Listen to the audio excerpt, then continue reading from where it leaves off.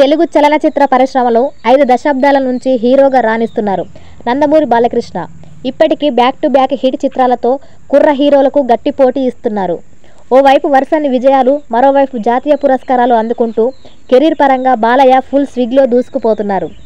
అన్నట్టు నేడు బాలకృష్ణ పుట్టినరోజు. ఈ సందర్భంగా ఆయనకు సంబంధించి అనేక ఆసక్తికర విషయాలు తెరపైకి వస్తున్నాయి. 50 ఏళ్ల ఫిలిం కెరీర్లో బాలకృష్ణ హీరోగా ఎన్నో చిత్రాలు చేశారు. మరెన్నో విభిన్నమైన పాత్రలను పోషించారు. అలాగే దర్శకుడుగా కూడా 2 సినిమాలకు పనిచేశారన్న సంగతి మీకు తెలుసా?